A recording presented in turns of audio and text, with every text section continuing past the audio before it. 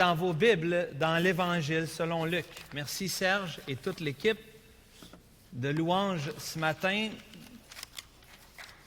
Amen. Amen. Gloire à Dieu. Gloire à Dieu. Amen. Dans Luc, au chapitre 4, on regarde ensemble ce matin la tentation de Jésus. Et plutôt que de lire le texte au début, comme on le fait à l'habitude, je vais le lire à chaque section, à chaque fois qu'on va regarder le passage.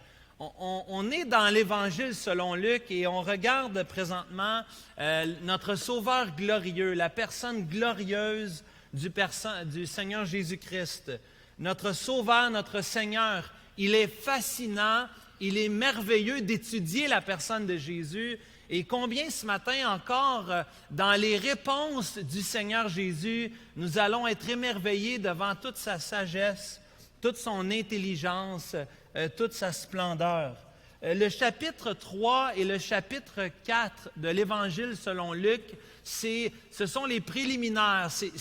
Le but, c'est de préparer le ministère du Seigneur Jésus. Luc veut crédibiliser, Luc veut me montrer que Jésus est vraiment le Fils de Dieu, que Jésus est le Fils de Dieu Tout-Puissant. Et pour crédibiliser tout ce qu'on va voir, les miracles que Jésus va faire, les choses puissantes, il fallait passer par une préparation. Et dans Jean 3, dans les versets 1 à 20, on voit Jean-Baptiste qui avait le ministère de la voix qui crie dans le désert pour aplanir le sentier, pour préparer la venue de Jésus. Tous les rois de l'époque, lorsqu'ils arrivaient dans un lieu, il y avait quelqu'un qui annonçait leur venue. Et le roi, notre roi de gloire qu'on vient de chanter, le Seigneur Jésus, avait aussi besoin de Jean-Baptiste pour annoncer, pour préparer la venue du Seigneur Jésus dans le chapitre 3, les versets 1 à 20.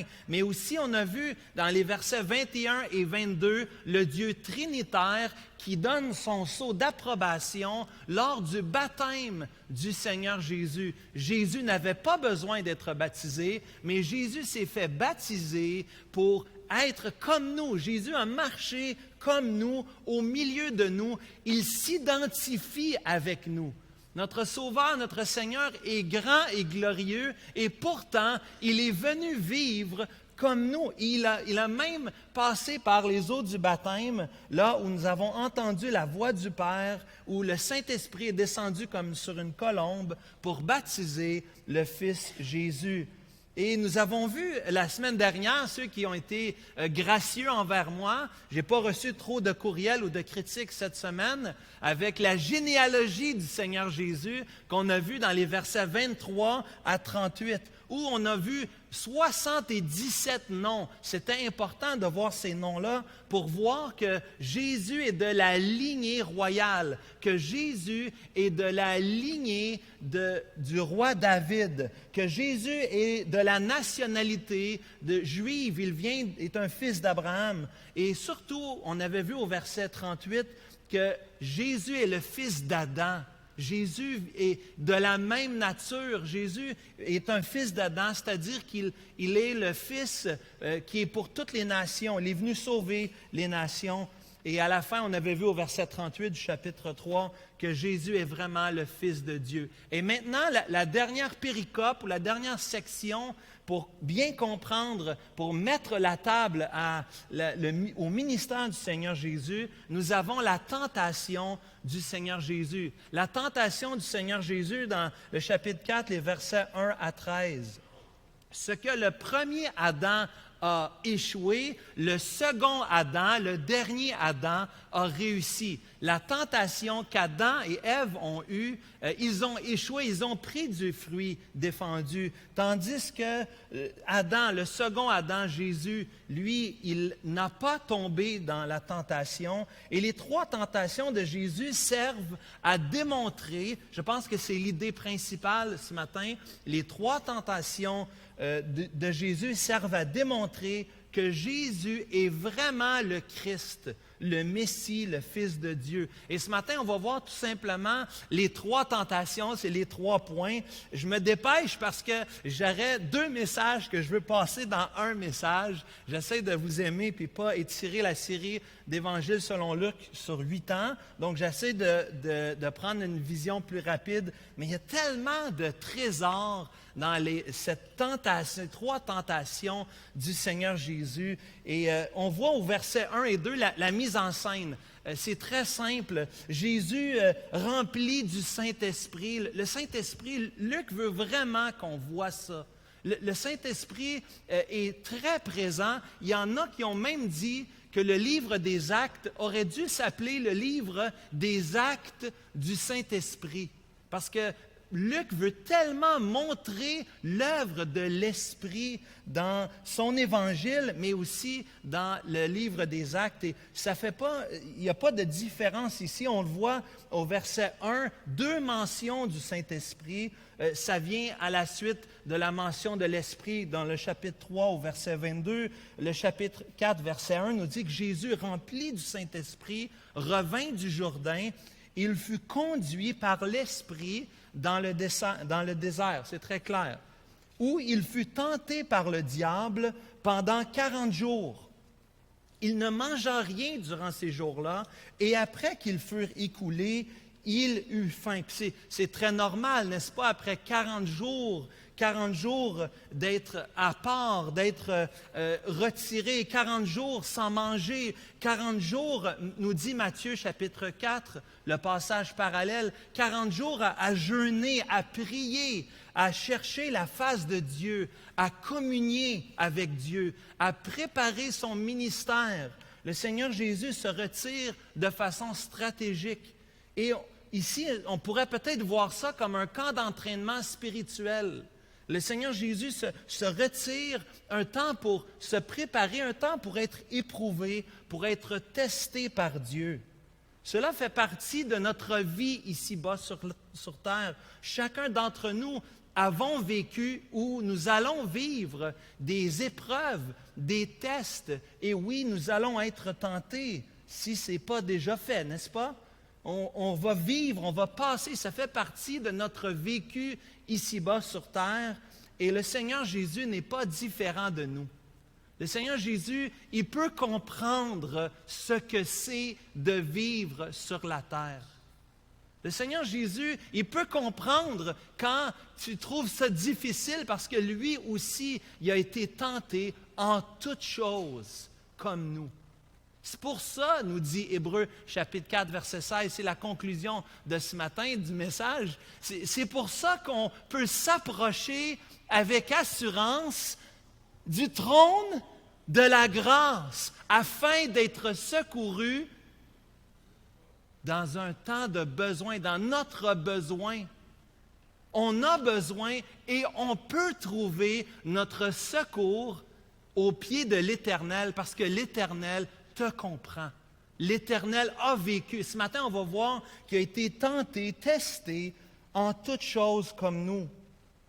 Le Fils de Dieu n'a pas vécu sans difficulté. Ce n'est pas facile pour nous de comprendre que Jésus, le Fils de Dieu, a été tenté. Quand on se met dans sa peau, on dit, mais comment, il est Dieu, comment il aurait pu être tenté? Dieu est parfait. Dieu ne peut pas être affecté par la tentation. Mais rappelez-vous l'humanité de Jésus. 100% Dieu, 100% homme. Il a vécu la tentation. Et ce texte introduit un deuxième personnage très important dont on n'aime pas trop parler et certains sont maladifs, en parlent peut-être trop, mais nous ne parlons pas beaucoup du travail du diable. Et Luc veut que tu vois ce matin que le diable est vivant et qu'il agit. Et la Bible en parle du diable et de son œuvre. On croit ici à l'Église Emmanuel que Satan est un esprit malin. Je lis l'article de foi de l'Église. Nous croyons que Satan est un esprit malin, existant comme personnalité mauvaise, qu'il est à l'origine du péché, le suprême ennemi de Dieu et de l'homme. Il n'est pas comme Dieu. Ce n'est pas le yin et le yang. Il n'est pas tout-puissant comme notre Dieu. Satan, c'est un ange déchu, Lucifer, créé, une créature de Dieu, mais qui a tombé par orgueil et qui n'est pas omniprésent. Il n'a pas tous les attributs de Dieu. Remarquez au chapitre 4, au verset 13, le texte nous dit qu'à la fin des 3 tentations, le diable se retira. Le diable se retire pour aller ailleurs, parce que la fin de l'histoire, on le sait, ça ne fonctionnera pas. Les 3 tentations ne fonctionneront pas. Notre Sauveur est tout-puissant et il a vaincu Satan dans sa vie ici-bas sur terre. Il a vaincu Satan à la croix du Calvaire. Nous avons un grand Dieu. Mais la Bible nous parle de Lucifer, nous parle de Satan, nous parle du diable. Il est rusé. La Bible nous dit que vous avez pour père le diable. C'est dans Jean chapitre 8 au verset 44. Et vous voulez accomplir les désirs de votre père. Il a été meurtrier dès le commencement. Il ne se tient pas dans la vérité parce qu'il n'a pas de vérité en lui. Lorsqu'il profère le mensonge, il parle de son propre fond car il est menteur et le père du mensonge. Le père du mensonge. Satan est rusé. Il est rusé comme un lion rugissant. Il rôde, cherchant qui il dévorera. 1 Pierre chapitre 5, verset 8. Soyons sobres, veillons, votre adversaire. Il rôde, le diable, comme un lion rugissant. 2 Corinthiens 11 nous dit que Satan lui-même se déguise en ange de lumière. Satan se déguise en ange de lumière. Ses desseins sont malveillants. 2 Corinthiens 2, verset 11. Son plan, le plan du diable, lui qui a déjà été déchu du ciel, lui qui ne peut pas se repentir, lui qui lève le poing contre Dieu, toute sa vie, c'est ce qu'il fait. Le plan du diable, c'est d'amener chacun d'entre vous avec lui dans le lieu de tourment appelé l'enfer. C'est le plan du diable. Le plan du diable, c'est de vous détruire. Le plan de Dieu, du diable, c'est de détruire le plan de Dieu. Dieu est venu mourir sur la croix pour sauver. Le diable, de son côté, veut détruire. Il veut entraîner des gens avec lui. Et si tu n'es pas un croyant ce matin, tu devrais avoir peur parce que tu es déjà dans les mains du diable. Tu es déjà là, mais ce matin, l'invitation t'est offerte parce que le vrai croyant est un ami de Dieu et aussi un ennemi du diable. Le vrai croyant va vivre des tentations. La tentation, nous dit Jacques chapitre 1, ne vient pas de Dieu. Dieu ne tente personne. Dieu, il n'y a pas de péché en lui. Dieu ne tente personne. Mais Dieu permet des épreuves. Il y a une nuance à faire, il y a une distinction à faire. Lisez Jacques 1, vous allez voir, les deux sont là. Dans les versets 2 à 4 de Jacques 1, on voit les épreuves. Les épreuves font partie de notre vie. Dieu utilise les épreuves parce qu'on a une tête dure, puis on a besoin. Les épreuves nous amènent à nous tourner vers Dieu. Mais le diable, lui, il veut tenter. Le diable, il veut détruire. Et c'est intéressant, dans Jacques 1, versets 14 et 15, il est dit aussi que les tentations ne viennent pas seulement du diable, mais les tentations viennent aussi de nous-mêmes, de nos cœurs, de nos propres convoitises. Fait que tu ne peux pas ce matin non plus te laver les mains et dire c'est toujours la faute du diable. En fait, oui, le diable et ses agents, les démons peuvent nous attaquer, oui, nous les croyants, mais aussi nous avons notre propre cœur qui a un penchant vers le péché, vers le mal. Et on a tellement besoin du Sauveur qu'on va voir ce matin parce qu'il a été tenté en toutes choses. Regardez le verset 3, la première tentation. Regardez le diable qui lui dit « Si tu es fils de Dieu, si tu es fils de Dieu », d'un air moqueur, d'un air sarcastique, « Si tu es fils de Dieu, ordonne à cette pierre qu'elle devienne du pain. » Jésus lui répondit, il est écrit, l'homme ne vivra pas de pain seulement. Le Luc, chapitre 4, verset 3, lorsqu'il dit « Si tu es fils de Dieu », il y a un lien définitivement à faire avec Luc 3, verset 22, où la voix du Père se fait entendre.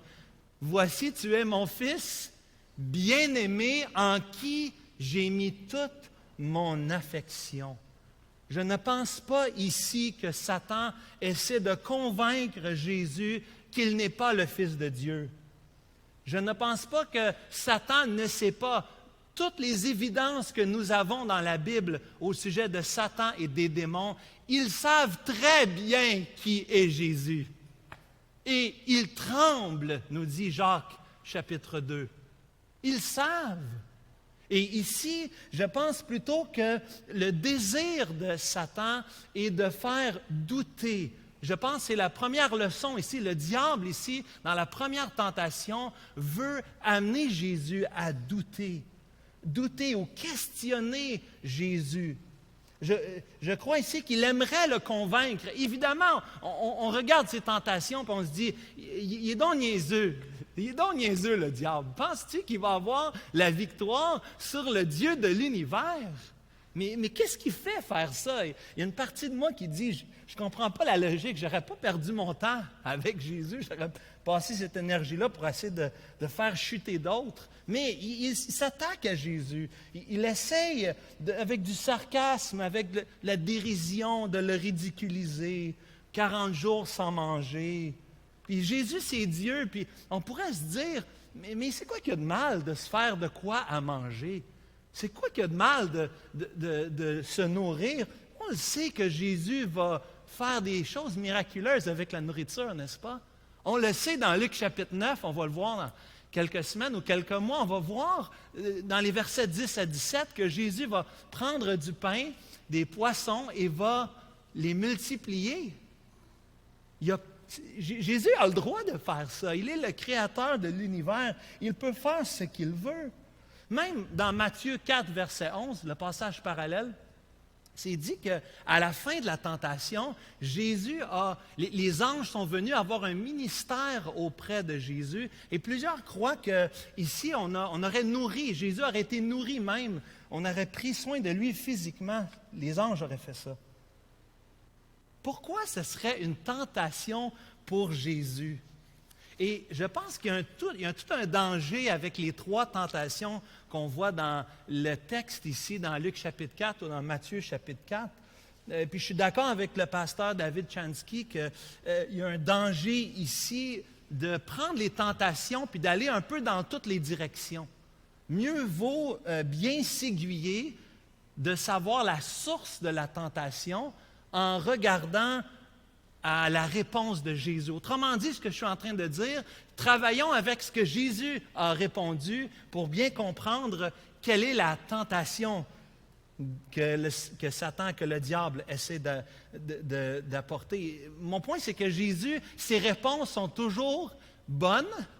Jésus, ses réponses sont toujours directes. Pensez à la femme samaritaine. Non, tu n'as pas un mari, Il savait. Hein? Pensez aux pharisiens. Combien de fois Jésus leur a tellement parlé directement, ils ne savaient pas quoi dire. Il n'y avait plus de mots devant Pilate. Rappelez-vous les paroles de Jésus. Jésus répond toujours, même devant les démons, avec exactitude et justesse. Et donc, la meilleure façon de comprendre, je crois, les tentations, c'est de regarder la réponse de Jésus. Puis, je vous ai déjà dit, je crois ici que le diable veut amener Jésus plutôt à douter. Contrairement au peuple de Dieu, pensez au peuple de Dieu dans l'Ancien Testament. Pensez au peuple de Dieu. Pourquoi ils sont morts dans le désert? Les 40 ans qu'ils ont passés dans le désert, est-ce qu'ils sont morts parce qu'ils n'avaient pas de pain? Parce qu'ils n'avaient pas de quoi manger? Mais non, Dieu a donné de façon miraculeuse la manne du ciel. Ils avaient tout ce qu'ils avaient besoin. Mais pourquoi? Pourquoi ils sont morts dans le désert? Parce qu'ils avaient douté, parce qu'ils avaient désobéi, parce qu'ils n'avaient pas placé leur confiance dans leurs pensées, dans leur cœur, dans leurs actions en Dieu. Et c'est pour ça que nous avons le Notre Père. Pensez au Notre Père dans Matthieu chapitre 6, les versets 9 à 13. Voici donc comment prier notre Père qui est aux cieux, que ton nom, que ton règne vienne, que ta volonté soit faite comme au ciel. Donne-nous notre pain quotidien. Le défi pour le peuple de Dieu dans l'Ancien Testament et dans le Nouveau Testament, c'est de placer sa confiance en Dieu pour vivre. Le deuxième défi, je crois, puis je vais les expliquer un peu plus après, c'est la désobéissance à Dieu. La désobéissance, c'est-à-dire en se plaçant en premier avant Dieu. Si Jésus avait mangé, il aurait désobéi, il n'aurait pas attendu le temps de Dieu pour être nourri, le temps de Dieu pour être satisfait dans son besoin. En tant que fils de Dieu, il aurait pu dire, si on parle en termes d'aujourd'hui, aujourd'hui on dit, j'ai mes droits, n'est-ce pas? J'ai mes droits, j'ai le droit. Écoute, aujourd'hui, là, je n'ai pas le droit d'avoir faim. Si j'ai faim, je vais répondre à mon besoin. Si j'ai soif, je vais répondre à mon besoin. Le Fils de Dieu, si je suis seul, si je suis faible, je veux répondre à mon besoin. Le Fils de Dieu aurait pu penser en termes de répondre à ses besoins, même ses besoins primaires. Et c'est profond et très subtil ici. Le diable cherche à changer le but de la mission du Seigneur. Pourquoi le Seigneur Jésus est venu? Nous dit Marc 10, verset 45. Il est venu pour servir et non pour être servi, et donner sa vie en rançon pour plusieurs. Luc 19, verset 10. Le Fils de l'homme est venu chercher et sauver ceux qui sont perdus. Le Fils de l'homme n'est pas venu pour se satisfaire lui-même, pour chercher à répondre à son besoin, à obéir à ses pulsions. Le Fils de l'homme est venu pour servir le Dieu de l'univers. C'est pour ça que Paul, lorsqu'il parle aux Philippiens, chapitre 2, lorsqu'il parle de Jésus-Christ, il dit « Ce Jésus n'a pas regardé comme une proie à arracher d'être égal avec Dieu, mais il s'est dépouillé lui-même. » Verset 7. En prenant une forme de serviteur, en devenant semblable aux hommes, ayant paru comme un simple homme, il s'est humilié lui-même, se rendant obéissant jusqu'à la mort, même jusqu'à la mort de la croix. Jésus est 100% Dieu. Il aurait eu droit de se prévaloir de ce qu'il voulait. Il aurait bien pu changer la roche pour qu'elle devienne du pain. C'est lui qui a créé la roche. Il peut bien faire ce qu'il veut avec la roche. Mais Jésus n'est pas venu de lui-même. Lorsqu'on a vu la série sur la Trinité, on a vu que le Fils est éternellement Fils, c'est-à-dire qu'il a voulu, depuis toute éternité, se soumettre à la volonté du Père. Si Jésus est venu ici-bas sur terre, il est venu avec une mission divine. Une mission divine. Regardez la réponse de Jésus. Regardez la réponse de Jésus. Jésus cite Deutéronome 8, verset 3, puis ça vaut la peine. Mettez un doigt dans Deutéronome si vous avez une Bible papier, si ça existe encore. Moi, j'ai encore la mienne. Monsieur Héron aussi, je vois que vous avez votre Bible.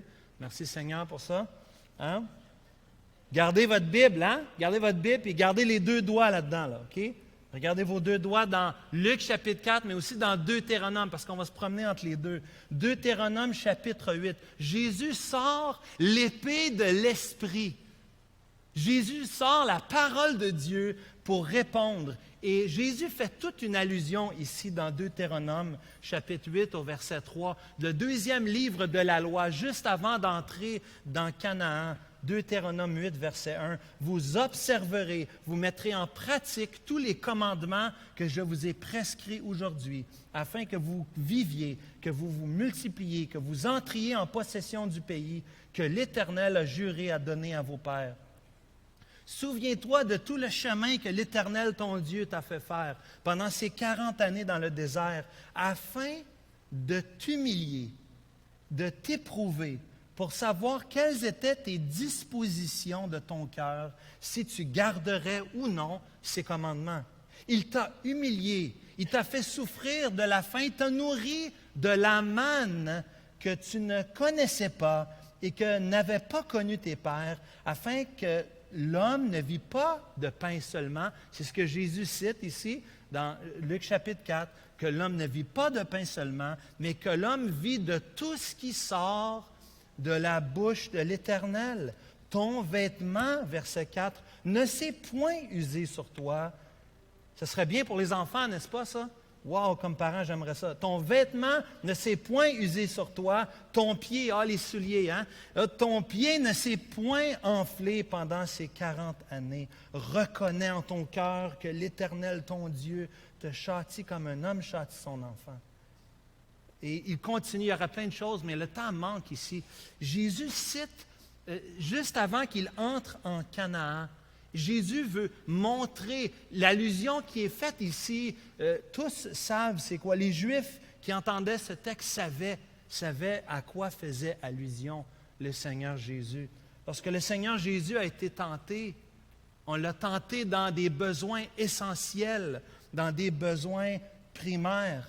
Est-ce que Dieu avait besoin de nourriture? Est-ce qu'il avait besoin de faire appeler épiceriemétro.ca pour faire livrer de la nourriture au désert, pour nourrir les enfants d'Israël? Est-ce qu'il avait besoin d'appeler le livreur de pizza? Viens m'amener une pizza, on est au désert, on a besoin? Pas besoin. Dieu a envoyé la manne du ciel. Les souliers n'ont jamais été usés. 40 ans sans user tes souliers, c'est miraculeux. Et comment Dieu a fait ça? Dieu a fait ça avec sa bouche. Regarde autour de toi. Lorsque tu vas prendre des vacances cet été, regarde la création. Regarde les personnes à côté de toi ce matin. Sais-tu avec quoi ils ont été formés? Ils ont été formés par la bouche de Dieu. Genèse nous dit que l'Éternel parla et la création apparaît. Dieu n'a besoin de rien d'autre que de dire et la lumière existe. Sa parole seulement a créé l'univers. Hébreux 1, verset 3 nous dit qu'il soutient toutes choses par sa parole puissante. Toute chose est soutenue par sa parole. Dieu est esprit. Dieu n'a pas besoin de force, de bras, de jambes. Dieu est esprit. Dieu est tout-puissant. Il crée à partir de rien avec sa bouche. Je n'ai pas besoin de créer ma propre nourriture parce que le Dieu qui m'a créé avec sa bouche s'occupe de moi. On l'a chanté tantôt. Serge nous a conduits dans ce cantique. Quand les montagnes s'éloigneraient, Dieu fera tout comme il promet. Dieu s'occupe de moi par sa parole. Ce texte n'est pas en train de dire qu'il ne faut pas manger. Jésus n'a pas dit qu'il ne faut pas manger. Jésus va manger encore dans sa vie, dans Luc chapitre 4. Ce texte nous dit que je dois dépendre de Dieu pour manger. C'est pour ça que je prie avec mes enfants avant de manger, pour leur rappeler que la nourriture sur notre table, ce n'est pas parce que papa travaille à l'église, c'est parce que Dieu pourvoit à nos besoins. Pas d'amen? Dieu pourvoit à nos besoins. C'est lui qui s'occupe de nous. L'homme ne vit pas de pain seulement. L'homme vit de toute parole qui sort de la bouche de Dieu. Dieu a la première importance. Dieu, oui, la Bible, c'est important, puis lire la parole, puis passer du temps dans la parole, on pourrait dire que c'est mieux que manger. Mais Dieu ne dit pas que tu ne dois pas manger. Dieu s'occupe de tes besoins. Dieu s'occupe de ses besoins physiques. Puis la tentation pour Jésus, c'était de s'occuper de ses besoins lui-même. Mais Jésus a dit non au diable, non. Le Père va s'occuper de mes besoins. Vous comprenez? 30 années dans l'arrière-scène, à travailler comme un charpentier. Imagine-toi, le créateur de l'univers qui se ramasse avec son père dans un atelier à bois, à travailler le bois. Il n'y a rien de mal à travailler le bois. Mais 30 années en arrière-scène, 40 jours en train de prier, de jeûner, de passer du temps avec Dieu. Démontrer à Dieu son obéissance. C'est ce que Jésus a fait. Il a démontré sa confiance et son obéissance envers Dieu. Ce Dieu qui nous donne notre pain d'aujourd'hui. C'est pour ça qu'on prie le Notre Père. Donne-nous aujourd'hui notre pain quotidien. Oui, on travaille, mais c'est Dieu qui pourvoit. C'est Dieu qui donne cela. Et je veux faire confiance à Dieu, parce que c'est Dieu qui va me faire vivre aussi longtemps qu'il voudra me faire vivre. Ma vie lui appartient. Tout ce que j'ai est à lui. Toutes mes possessions ne sont pas à moi. Dieu me les prête pour que j'en sois un intendant, mais tout lui appartient. Et Jésus est en train de dire, je n'agirai pas de façon indépendante par rapport à Dieu. Je suis venu en tant qu'homme, dit Jésus, vivre comme les hommes, vivre l'humiliation et le rejet.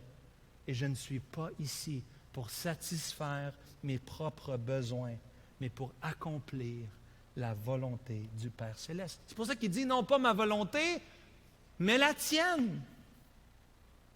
Je suis complètement, volontairement soumis au Père, obéissant au Père, ayant confiance au Père. Et c'est tout un contraste. Tantôt, j'ai fait le contraste avec Adam. Rappelez-vous, Adam qui cherchait à avoir plus de contrôle, qui voulait décider de sa propre destinée. Dieu lui avait défendu, ne mange pas de un seul. Il y a tous les arbres du jardin, le plus beau jardin qui a jamais existé. Dieu lui a dit, tu ne mangeras pas de un seul arbre. Et il a voulu prendre contrôle sur cet arbre-là et faire comme il voulait. Adam cherchait le contrôle, l'exaltation.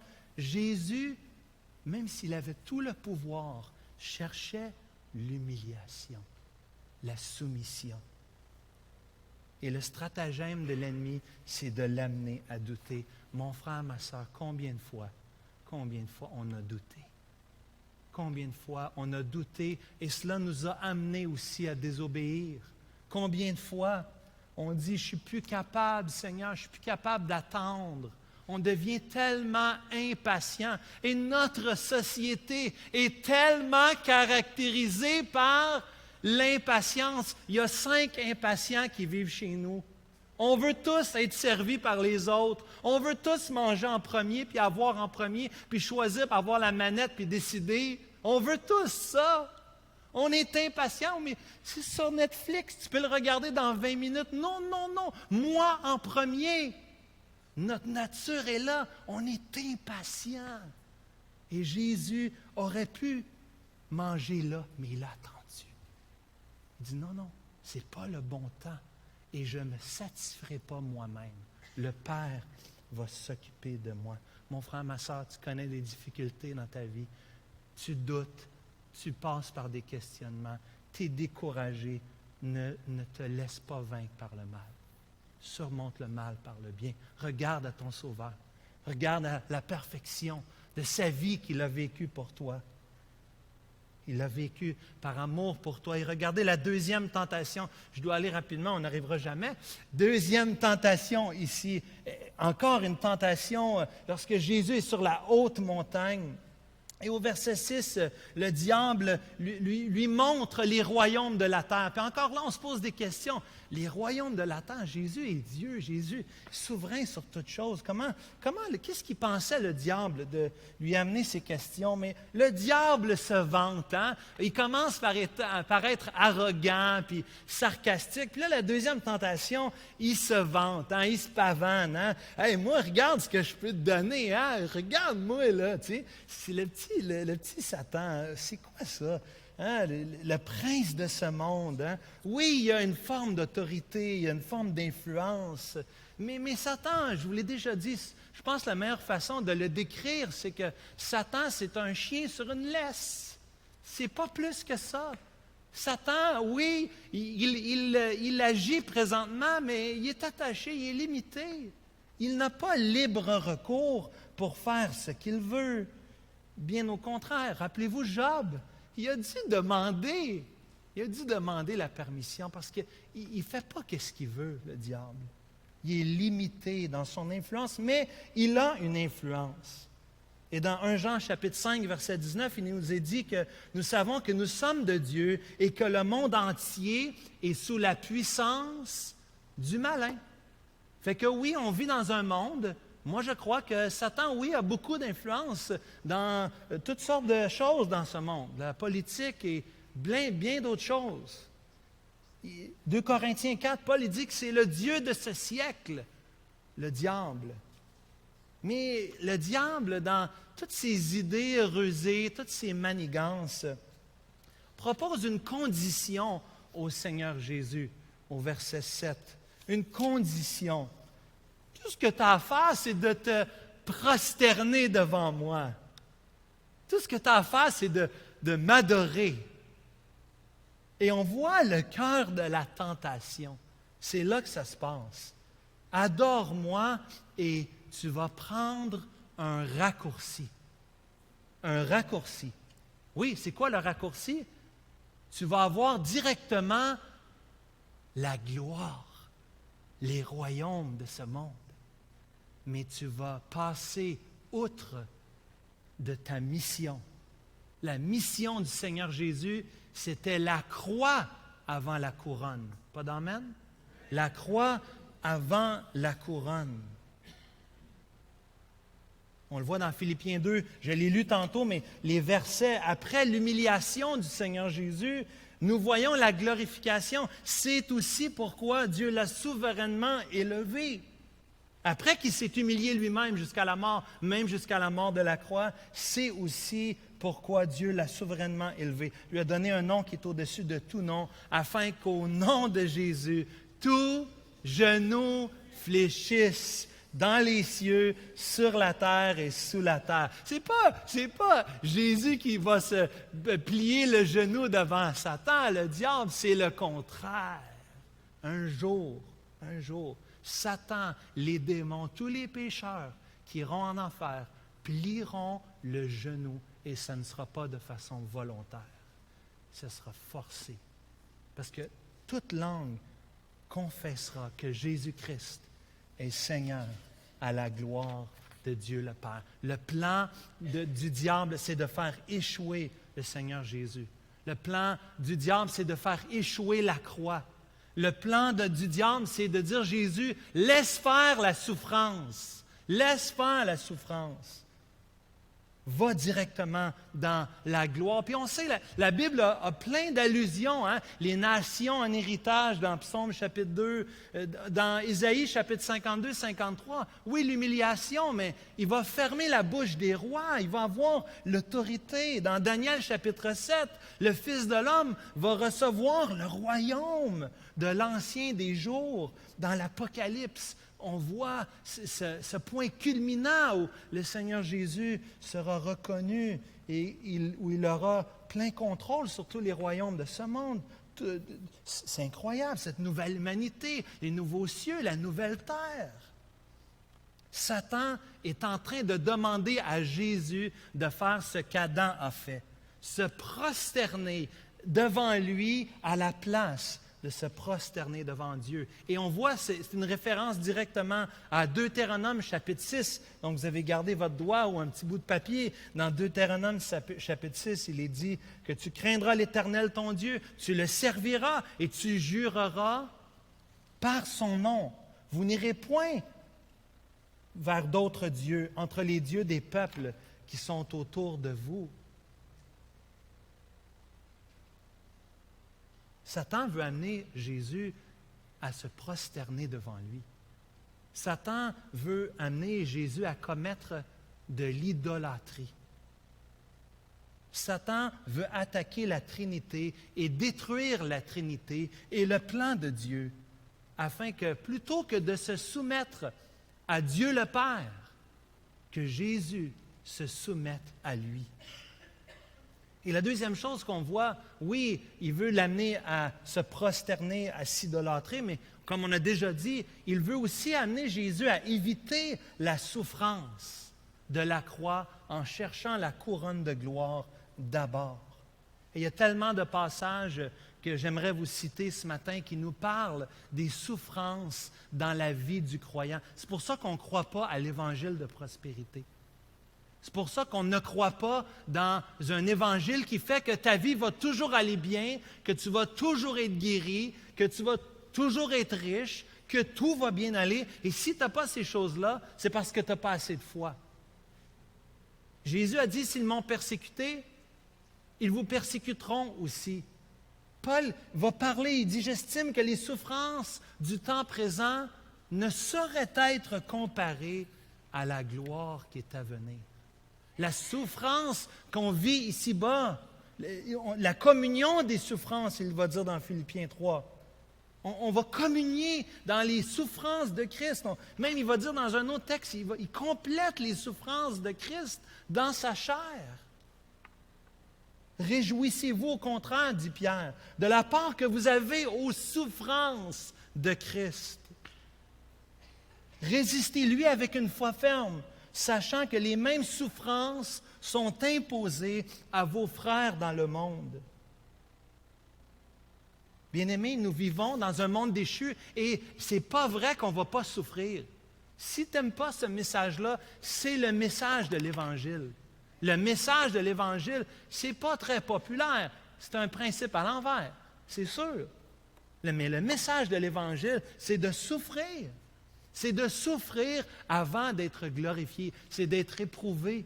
Puis on a des épreuves. Puis on n'a pas à être durs les uns envers les autres parce qu'on a des épreuves différentes. On porte des fardeaux différents, des souffrances différentes. Mais on est une famille. Et on vient ensemble. On a compassion de l'autre. On ne juge pas l'autre. On est tous souffrants. On est tous faibles. On a tous besoin du même Sauveur. Qui, lui, lorsqu'on lui a proposé de bypasser, de court-circuiter les souffrances, a dit non. Il y a un chemin que je dois suivre, le chemin de la croix, et je vais aller jusqu'au bout, parce que j'aime mon Père céleste, mais aussi parce qu'il t'aime toi, parce qu'il veut te sauver. C'est ça qu'il voulait. Il voulait passer par la croix. C'est un exemple, une tentation qui nous montre si Jésus avait voulu passer par-dessus la croix, il aurait pu le faire. Il a voulu à la place attendre. La troisième tentation, dernière qu'on voit ensemble ce matin, dans Luc chapitre 4, les versets 9 à 12, c'est une autre tentation que tu dis, ça se peut-tu? C'est quoi l'idée? Jette-toi en bas. Si tu es le Fils de Dieu, jette-toi d'en bas. Et là, le diable, le petit rusé, il va prendre la parole de Dieu. Il est quelque chose, hein? Il est vraiment quelque chose. Il prend le psaume 91 dans la troisième tentation, au verset 10, on le voit dans Luc 4, verset 10. Il prend le 91e psaume, puis à la limite, il ne va pas vraiment changer le texte. Il va presque citer intégralement le passage qu'on trouve dans Psaume 91, verset 11. Le diable, il prend la parole de Dieu pour essayer de faire tomber Jésus.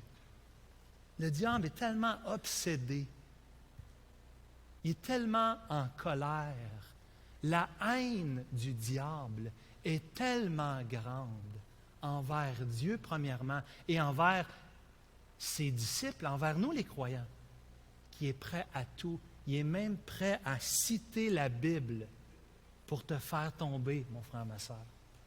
C'est ce qu'il a fait avec Jésus. Il a cité la Bible, il a pris la Bible. Il y a un des versets qui me vient en tête. Hein? C'est-tu grave? Paul, il va répondre à ça dans Romains. Il va dire, c'est-tu grave si je pêche? Parce que si je pêche, de toute façon, Dieu va me pardonner. La grâce va surabonder. Hein? Et on rentre dans toutes sortes de faux raisonnements.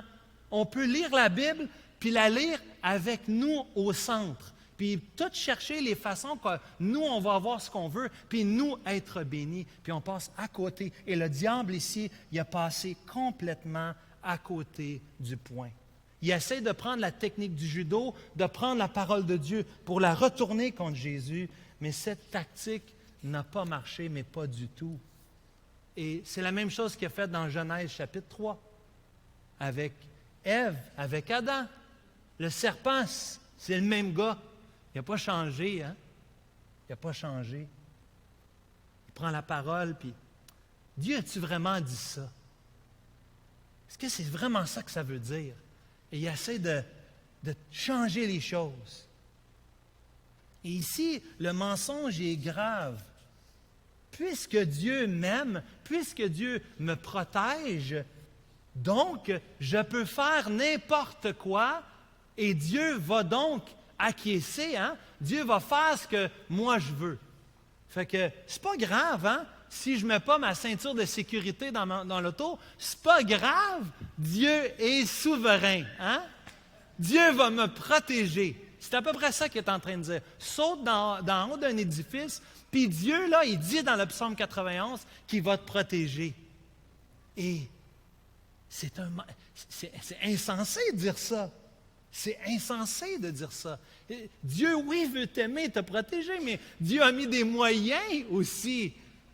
Il a mis des moyens pour toi. Et Dieu t'a donné une tête, il t'a donné de la sagesse.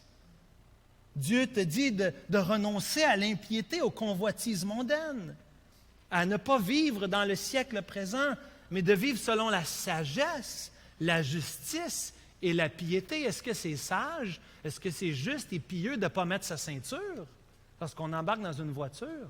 Ah, mais Dieu m'aime. Dieu t'aime, oui, mais sois sage.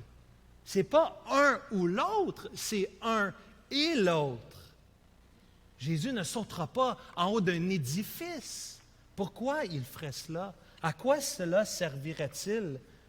Jésus il dit que c'est en train de tenter Dieu. Lorsque tu fais cela, lorsque je fais cela, ce que Satan a essayé de faire à Jésus, c'est de tenter Dieu. De tenter Dieu. Faire confiance à Dieu seulement au sujet de sa protection envers nous, sans obéir à ses commandements. Ce n'est pas vraiment traiter Dieu comme un Dieu souverain, comme un Dieu que j'aime, que j'adore, que je veux suivre, que je veux obéir. Et c'est tenter Dieu. Adam Clarke a dit, écoutez ça, m'exposer à tout danger qui pourrait me détruire en présumant de façon vaine que Dieu va me protéger et me défendre des conséquences désastreuses de mon péché, de mon comportement imprudent, c'est de tenter Dieu. C'est ça, tenter Dieu.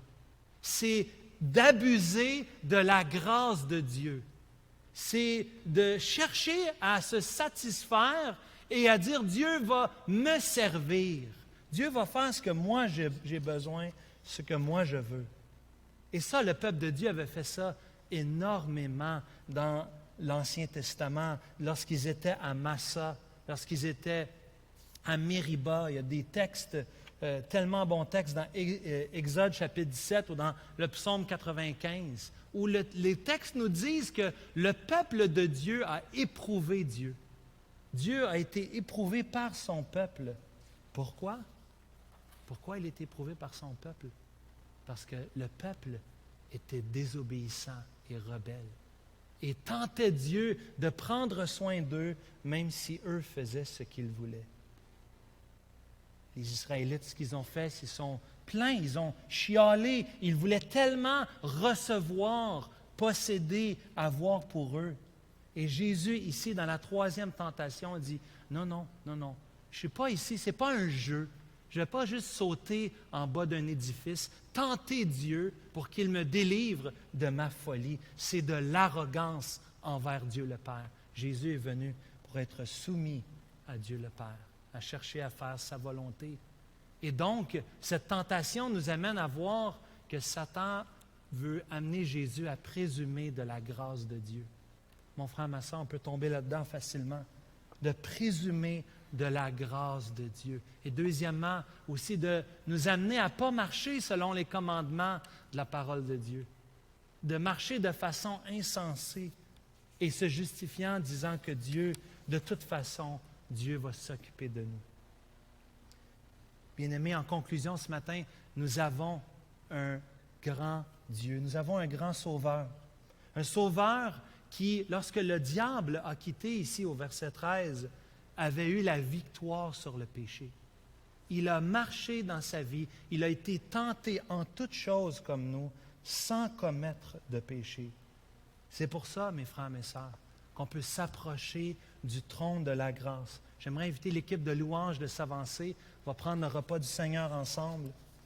C'est pour ça que tu peux t'approcher ce matin et prendre le repas du Seigneur.